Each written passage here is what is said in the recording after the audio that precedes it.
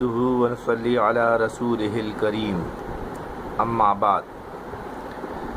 میرے معزز علماء کرام اور رفقاء کرام، میں آپ کی خدمت میں جمعیت علماء اسلام ضلع جنوبی UC 43 کے حوالے سے یہ بات کرنا چاہتا ہوں کہ ہمارے ملک، ہمارے وطن عزیز میں یہ جو کچھ ہو رہا ہے، آئے دن جو کچھ میڈیا پر آ جاتا ہے اور کچھ میڈیا پر نہیں آ سکتا، اور ہم اپنی آنکھوں سے دیکھتے ہیں کہ ہمارے ساتھ جو حال کیا جا رہا ہے اور ہمارے حقوق جس طریقے سے تلف کیے جا رہے ہیں، اسی طریقے سے اب یہ ویڈیو جو اس کے بعد میرے بیان کے بعد میں آپ کو بتانا چاہوں گا، جمعیت علماء اسلام نیوز کے اعتبار سے اور جمعیت Ulema Islam news breaking news کے اسٹیج سے، تو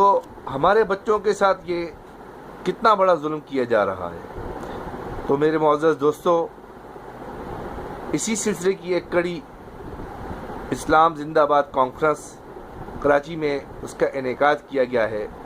22 مارچ اسلام زندہ آباد کانفرنس، اس میں خود بھی شریک ہوں تاکہ وطن عزیز کے رہنے والے، چاہے وہ جوان ہوں، بوڑھے ہوں، اور مرد ہو یا عورت ہو، اور خواہ کسی بھی مسلک سے، مذہب سے اس کا تعلق ہو، لیکن اس وطن عزیز کا رہنے والا ہے، اس کے حقوق جو بنتے ہیں، جو ہمارا مذہب ان کو حق دیتا ہے، ان کے وہ حقوق ان کو ملنے چاہیے۔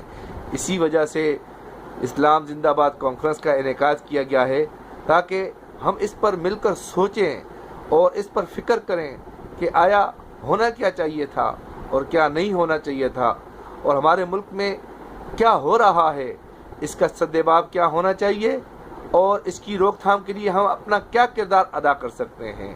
میرے عزیز دوستو، اگر آج بھی ہم اپنے گھروں میں گھسے بیٹھے سوئے آرام کرتے رہے تو یقین جانے وہ وقت دور نہیں کہ جو آج شام میں ہو رہا ہے، جو آج فلسطین میں ہو رہا ہے، اور جو آج مقبوضہ کشمیر میں ہو رہا ہے، قریب ہے کہ وہ وقت اللہ نہ کرے کہ اس وطن عزیز میں بھی ہمیں دیکھنا پڑے۔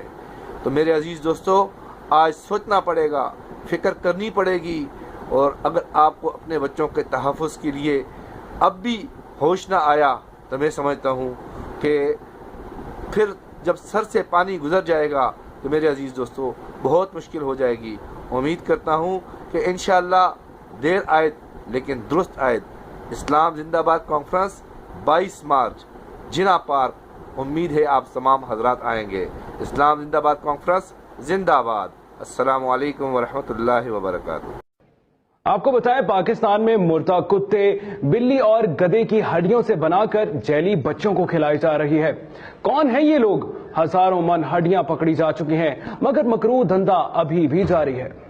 پیارے بچوں، ہوشیار، خبردار، ہٹ کے، ذرا بچ کے۔ آپ کو پتا ہے کہ دنیا میں کہیں بھی ہڈیوں کے صفوف کے بغیر جیلی بنانے کا سوال پیدا نہیں ہوتا، مگر ترقی یافتہ ملکوں میں یہ صفوف افزان صحت کے اصولوں کے مطابق تیار کیا جاتا ہے، مگر حرام کھانا ان کے لیے مسئلہ نہیں۔ لیکن ہمارے وطن عزیز میں تو مردہ کتے، بلی اور گدھے کی ہڈیوں کا صفوف بھی مبینہ طور پر جیلی میں ڈالا جاتا ہے۔ گزشتہ دنوں اس طرح کی ناپاک ہڈیوں سے صفوف بنانے والی ایک فیکٹری کے لیے اکٹھی کی گئی سینکڑوں کلو ہڈیاں توبہ ٹیک سنگھ سے پکڑی گئیں۔ اس سے قبل لاہور کے نواحی علاقے فیروز والا میں بھی کئی ٹرک کتے، بلی اور گدھے جیسے جانوروں کی ہڈیاں پکڑی گئی تھیں۔ قمرالدین کراچی اور ملک کے دیگر شہروں سے بھی جیلی بنانے والی فیکٹریوں کو سپلائی کرنے کے لیے روڑی اور کچرے سے اکٹھی کی جانے والی حرام جانوروں کی ہڈیاں پکڑی جا چکی ہیں۔ ذرائع کا دعویٰ ہے کہ پاکستان میں پاک ہڈیاں اکٹھی کرنے کے حوالے سے کوئی شعبہ موجود ہی نہیں، لہذا پاک ہڈیاں کہاں سے ملیں گی؟ مگر بچے من کے سچے کیا جانے، انہیں مضر صحت اور حرام چیزوں سے بچانا تو مما، پاپا، دادو اور نانو کا کام ہے۔